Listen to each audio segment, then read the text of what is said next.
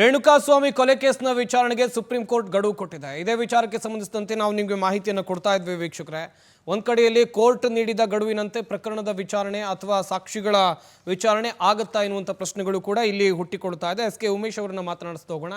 Sir, ಈಗ ಒಂದು ಕೇಸನ್ನು ಮುಗಿಸಬೇಕು ಅಂತ ಹೇಳಿದ್ರೆ ತ್ವರಿತವಾಗಿ ಆ ಕೇಸನ್ನು ಮುಗಿಸೋದು ಎಷ್ಟರ ಮಟ್ಟಿಗೆ ಸಾಧ್ಯ ಇದೆ ಅಂತೇಳಿ, ಯಾಕಂತ ಹೇಳಿದ್ರೆ ಸಿಕ್ಕಾಪಟ್ಟೆ ಕೇಸ್ಗಳು ಇರುವಂಥ ಈ ಸಂದರ್ಭದಲ್ಲಿ ಅಥವಾ ನಾವು ಈ ಹಿಂದೆ ನೋಡಿಕೊಂಡು ಬಂದಂಥ ರೀತಿಯಲ್ಲಿ ಯಾವುದೇ ಒಂದು ಕೇಸ್ ಆದರೂ ಮಿನಿಮಮ್ ಇಂತಿಷ್ಟು ವರ್ಷ ಅಂತ ಹಿಡಿಯುತ್ತೆ. ಆದರೆ ದರ್ಶನ್ ಕೇಸ್ ಏನಾಗಬಹುದು ಅಂತ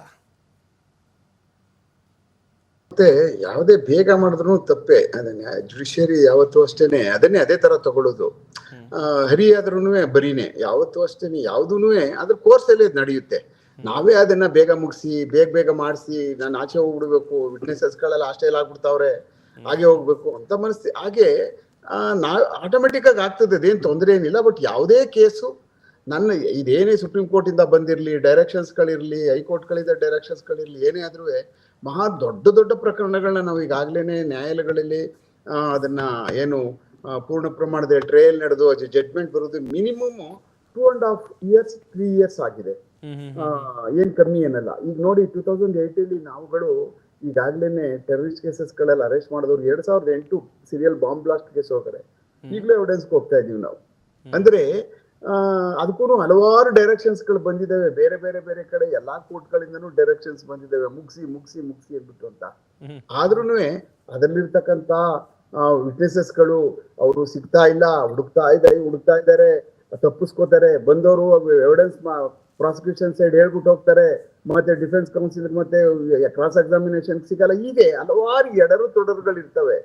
ಬಟ್ ಯಾವತ್ತೂ ಅಷ್ಟೇನೆ ಯಾವುದೇ ಕೇಸಲ್ಲಿ ಯಾವ್ದು ನಿಧಾನ ಆಗ್ತದೋ ಆ ಕೇಸಲ್ಲಿ ತೀರ್ಮಾನನೂ ಸಹ ಆರೋಪಿತ ಪರವಾಗಿ ಬಂದ್ಬಿಡುತ್ತೆ.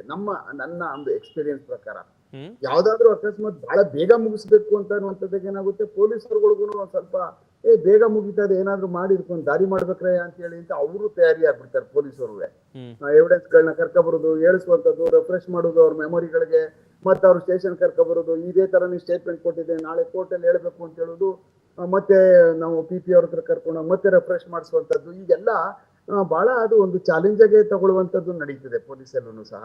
ಆ ಕಾರಣಕ್ಕೆ ಅರ್ಜೆಂಟ್ ಮಾಡುವಂತದ್ರಿಂದ ಯಾವತ್ತೂ ಅಷ್ಟೇನೆ ದರ್ಶನ್ ಅವ್ರಿಗೆ ನನ್ನ ಲೆಕ್ಕದಲ್ಲಿ ಇದ್ರಲ್ಲಿ ಡೇಂಜರೇ.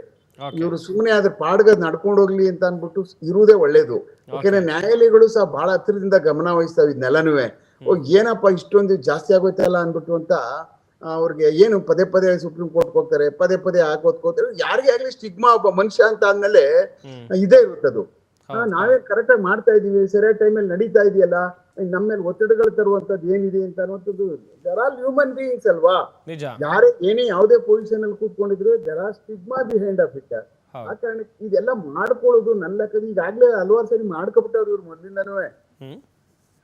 ಇವ್ರು ನಮ್ಮ ಹನುಮಾಪುರ ಅವ್ರು ಹೇಳ್ದಂಗೆನೆ ಸುಮ್ಮನೆ ಹೋಗಲ್ಲ ಯಾವ್ದಕ್ಕೆ ಇದಕ್ಕೆಲ್ಲ ಅವು ಯಾವ್ದೋ ಸಿಂಗಾಪುರ ಹೋಗಿ ಅಲ್ಲೆಲ್ಲ ಶೂಟಿಂಗ್ ಮಾಡಿ ಯಾರು ಸುಮ್ನೆ ಕೂತ್ಕೊಳ್ತಾರೆ ಹೇಳಿ? ಯಾರು ನೋಡಲ್ಲ ಹೇಳಿ? ಸರ್ಕಾರ ನೋಡಲ್ವಾ? ಜುಡಿಷಿಯರಿ ನೋಡಲ್ವಾ? ಅವ್ ಯಾರು ಬುದ್ಧಿ ಬೇಡವಾ? ಇದನ್ನೆಲ್ಲ ಕರ್ಕೊಂಡು ಹೋಗ್ಬಿಟ್ಟು ಅದನ್ನೆಲ್ಲ ಆಕ್ಟಿಂಗ್ ಮಾಡಿಸಿ ಆಪರೇಷನ್ಗೆ ಅಂತ ಹೋದವ್ರನ್ನೆಲ್ಲರಿಗೂ ತೀರಾ ನಾಳೆನೆ ಅಡ್ಮಿಟ್ ಆಗ್ಬಿಡ್ತಾರೆ, ನಾಳೆನೆ ಕಟ್ ಮಾಡ್ಬಿಡ್ತಾರೆ, ಹಿಂದ್ಗಡೆ ಬೆನ್ನ ಅಂತ ಅನ್ಕೊಂಡು ಆಚೆ ಹೋಗಿ ಅಲ್ಲಿ ಡಿಸ್ಯೂಮ್ ಮಾಡ್ಕೊಂಡು ಕೂತ್ಕೊಂಡ್ರೆ ಬಿಡ್ತಾರೆ ಸರ್ಕಾರಗಳು. ಅದೆಲ್ಲ ಸರ್ಕಾರದ ಕಣ್ಣಿಗೆ ನಾವೆಲ್ಲ ಮುನ್ನೆರ್ಸೋ ಕೆಲಸ ಅಲ್ವಾ? ಆ ಕಾರಣಕ್ಕೆ ಇವರೆಲ್ಲ ಈಗಾಗಲೇ ಗೊತ್ತಾಗಿದೆ ಇದಕ್ಕೆ ಸಂಬಂಧಪಟ್ಟಂಗೆ. ಆ ಕಾರಣಕ್ಕೆ ಏನೋ ಆಗಿದೆ ಒಂದು ಇನ್ಸಿಡೆಂಟ್, ನ್ಯಾಯಾಲಯದಲ್ಲಿ ತೀರ್ಮಾನ ಆಗುತ್ತೆ, ಅದನ್ನ ನೋಡ್ಕೊಂಡು ಕಾಲ ಕಳ್ಕೊಂಡು ಹೋದ್ರೆ ನನ್ನ ಲೆಕ್ಕದಲ್ಲಿ ಒಳ್ಳೇದು. Yes sir. ಲೋಹಿತ್ ಸರ್, ಈಗಾಗಲೇ ಸರ್ ಕೂಡ ಹೇಳ್ತಾ ಇದ್ರು ದರ್ಶನ್ ಮಾಡಿಕೊಂಡಂತ ಎಡವಟ್ಟಿನ ವಿಚಾರವಾಗಿ. ಇನ್ನೊಂದು ಕಡೆಯಲ್ಲಿ ಕೋರ್ಟ್ನಲ್ಲಿ ಸಾಕ್ಷಿಗಳ ಹಾಜರಾತಿ ವಿಚಾರಕ್ಕೆ ಸಂಬಂಧಿಸಿದಂತೆ ಸಾಧ್ಯತೆಗಳು ಎಷ್ಟರ ಮಟ್ಟಿಗಿದೆ ಸರ್? ಹಾಗೇನೆ ದರ್ಶನ್ಗೆ ಇರುವಂತ ಮುಂದಿನ ಆಯ್ಕೆಗಳು ಏನೇನೋ?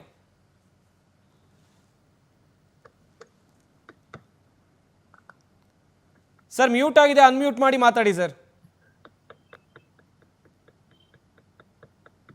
ಮಾತಾಡಿ.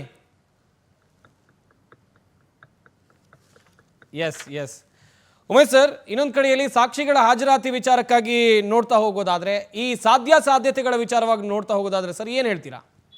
ನೋಡಿ ಈಗಾಗ್ಲೇನೆ ನಾವು ಹಲವಾರು ಈಗ ಟ್ರಯಲ್ ನಡೆಯುವಂತ ಸಮಯದಲ್ಲಿ ನಾವು ಕಂಡಿದ್ದೀವಿ. ಈಗಾಗಲೇ ಅವ್ರ ತಾಯಿನೇನೆ ಹಾಸ್ಟೈಲ್ ಆದ್ರು, ಹಾಸ್ಟೈಲ್ ವಿಟ್ನೆಸಸ್ ಆಗಿ ಕನ್ಸಿಡರ್ ಮಾಡಿ ಪ್ರಾಸಿಕ್ಯೂಷನ್ ಅವ್ರನ್ನ ಎಕ್ಸಾಮಿನೇಷನ್ ಮಾಡಿದ್ರು. ಇದೆಲ್ಲ ಈಗಾಗ್ಲೇನೆ ನಾವು ಅದಕ್ಕೆ ವ್ಯತಿರಿಕ್ತವಾದಂತ ಸಾಕ್ಷಿಗಳಾಗ್ಲೇನೆ ಒಳಗಡೆ ಉಟ್ಕೊಂಡಿರ್ತಕ್ಕಂಥದ್ದು ಸ್ವಾಭಾವಿಕವಾಗಿ ಬಂದ್ಬಿಟ್ಟಿದೆ. ನನ್ನ ಇದರಲ್ಲಿ ಇದು ಬಹಳ ಅತ್ಯಂತ ವೇಗದಲ್ಲಿ ಇರ್ತಕ್ಕಂಥ ಸಾಕ್ಷಿದಾರರುಗಳು ನಮ್ಮ ಪರವಾಗಿ ಸಾಕ್ಷಿನ ಗಟ್ಟಿಯಾಗಿ ನಿಂತು ನಮ್ಮ ಪರವಾಗಿ ಕೇಸ್ನ ನಡೆಸ್ಕೊಡ್ತಾರೆ ಮತ್ತೆ ನಮ್ಮ ಪರವಾಗಿ ಹೇಳ್ತಾರೆ ಅಂತ ಅನ್ನುವಂಥದ್ದು ನನಗೆಲ್ಲೋ ಒಂದ್ ಕಡೆ ಅದ್ರ ಮೇಲೆ ನಂಬಿಕೆ ಕಮ್ಮಿ ಇದೆ. ವಿಟ್ನೆಸಸ್ಗಳು ನಮ್ಮ ಪರವಾಗಿ ಮತ್ತೆ ಅಡ್ಗೋಡೆ ಮೇಲೆ ದೀಪ ಇಟ್ಟು ಹೊಟ್ಟೋಗ್ಬಿಡ್ತಾರೆ. ಈಗಾಗಲೇ ಸುಮಾರು ಜನ ಈಗಾಗಲೇ ಇಟ್ಬಿಟ್ಟಿದ್ದಾರೆ ಅಡ್ಗೋಡೆ ಮೇಲೆ ದೀಪ. ಹಾಗೆ ಅಡ್ಗೋಡೆ ಮೇಲೆ ದೀಪ ಇಟ್ಟವರೆಲ್ಲ ಆಗಿ ಇಟ್ಬಿಟ್ಟು ಹೋಗ್ಬಿಟ್ರೆ 100% ಪ್ರಾಸಿಕ್ಯೂಷನ್ ಅಲ್ಲಿ ಪ್ರೂವ್ ಆಗ್ಬೇಕು. ಈಗಲೇನೆ ಆಗೆಲ್ಲ ದೀಪ ಇಟ್ಬಿಟ್ಟು ಹೊಟ್ಟೋಗ್ಬಿಟ್ರೆ ನಾಳೆ ದಿವಸ ನಾವ್ ಅದ ಆ ಕಾರಣಕ್ಕೆ ಸ್ಪೀಡ್ ಏನಾರ ಇದಕ್ಕೋಸ್ಕರ ಮಾಡ್ತಾವ್ರ ಅಂತ ಎಲ್ಲೋ ಒಂದ್ ಕಡೆ ನಮ್ಗೆ ಹಂಗ ಅನ್ನಿಸ್ಬಿಡ್ತದೆ. ನೋಡೋರು ಇಷ್ಟ ಬೇಗ ಎಲ್ಲ ಬರ್ತಾ ಇರ್ತಾರೆ, ಹೇಳಿ ಹೊಟ್ಟೋಗ್ಬಿಡ್ತಾರೆ, ಅಡ್ಗೋಡೆ ಮೇಲೆ ದೀಪ ಬೇಗ ಬಂದ್ಬಿಡ್ಬೋದು ಅಂತ ಅನ್ನುವಂಥದ್ದು ಏನಾದ್ರು ಅವ್ರಿಗೆ ಮನವರಿಕೆ ಆಗಿದ್ಯಾ ಅಂತ ಅನ್ನುವಂಥದ್ದು ಎಲ್ಲೋ ಅಂತ ಅನ್ನಿಸ್ತಾ ಇದೆ. ಆ ಕಾರಣಕ್ಕೋಸ್ಕರನೇ ಇವರು ಸಾಕ್ಷಿದಾರಗಳು ಏನಿದೆಯೋ ನ್ಯಾಯಾಲಯ ಎಷ್ಟೆಷ್ಟು ಕರೀತಾರೋ, ಪ್ರಾಸಿಕ್ಯೂಷನ್ ಎಷ್ಟೆಷ್ಟು ಜನ ವಿಟ್ನೆಸಸ್ ಕರೀತಾರೋ, ಎಷ್ಟೆಷ್ಟು ಜನ ಎಕ್ಸಾಮಿನೇಷನ್ ಆಗ್ತಾರೋ ಅದ್ರ ಪ್ರಕಾರನೇ ಮಾಡ್ಕೊಂಡು ಹೋಗೋದು ಒಳ್ಳೇದು. ತೀರಾ ಅತ್ಯಂತ ಬಹಳ ಬೇಗ ನನ್ನ ಲೆಕ್ಕದಲ್ಲಿ ಇದ್ರ ತೀರ್ಮಾನ ಆಗ್ಬಿಡ್ಬೇಕು. ಆಗ್ಬಿಟ್ಟಾದ್ಮೇಲೆ ಏನೋ ಒಂದು ತೀರ್ಮಾನ ಆಗ್ಬಿಡ್ಲಿ, ನಾನು ನೀಚೆ ಬಂದ್ಬಿಡ್ತೀನಿ ಅಂತ ಅನ್ನುವಂತ ಮನೋಭಾವ ನನ್ನ ಲೆಕ್ಕದಲ್ಲಿ ಇದ್ರಲ್ಲಿ ಬೇಡ ಅಂತ ಅನಿಸ್ತು. ಲೋಹಿತ್ ಸರ್, ಈಗ ದರ್ಶನ್ಗೆ ಇರುವಂತ ಮುಂದಿನ ಆಯ್ಕೆಗಳ ವಿಚಾರಕ್ಕೆ ಸಂಬಂಧಿಸಿದಂತೆ ಕೇಳ್ತಾ ಇದೆ, ಮಾಹಿತಿಯನ್ನು ಕೊಡೋದಾದ್ರೆ.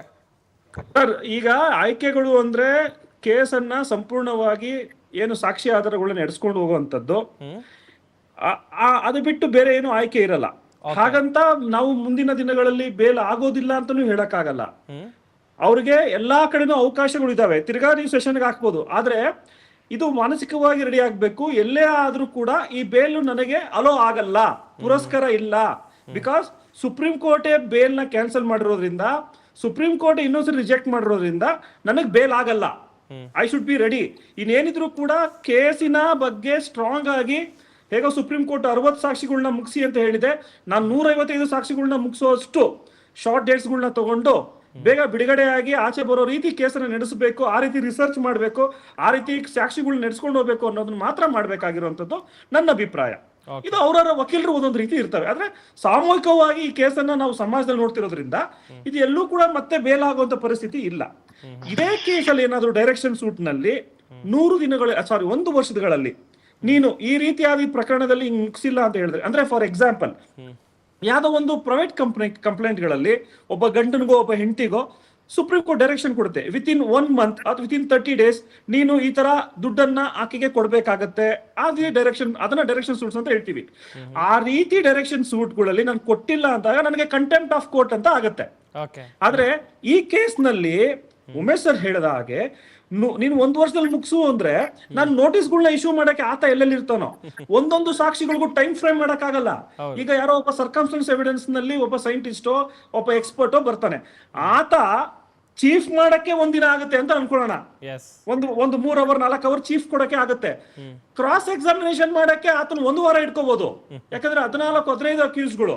ಸೊ 1 ತಿಂಗಳು ನಾವು 1.5 ತಿಂಗಳು 3-4 ಸಾಕ್ಷಿಗಳನ್ನ ಮುಗಿಸಿದ್ರೆ ಈ ರೆಕಾರ್ಡ್ ತಿರ್ಗಾ ಸುಪ್ರೀಂ ಕೋರ್ಟ್ ಕೇಳುತ್ತೆ, ನೀನ್ ಯಾಕೆ 1 ವರ್ಷದಲ್ಲಿ ಮುಗ್ಸಕ್ ಆಗಿಲ್ಲ ಅಂತ ಹೇಳಿದ್ರೆ, ಬಿಕಾಸ್ ಈ ತರ ನಾನು ಡೈಲಿ ಹಾಕೊಂಡ್ರು 2 ದಿನ 3 ದಿನ ಬೇಸಿಸ್ ಹಾಕೊಂಡ್ರು ಕೂಡ ಈ ಕೇಸನ್ನ ಮುಗ್ಸಕ್ ಆಗ್ತಿಲ್ಲ ಅಂದಾಗ ಸುಪ್ರೀಂ ಕೋರ್ಟ್ ಮತ್ತೊಂದು ವರ್ಷ ಕೊಡ್ಬೋದು. ಆಗ ತಿರ್ಗಾ ಇವ್ರು ಬೇಲ್ ಅಪ್ಲಿಕೇಶನ್ ಹಾಕೊಂತಾರೆ, ಅದ್ರಲ್ಲಿ ಹಾಕೊಂತಾರೆ.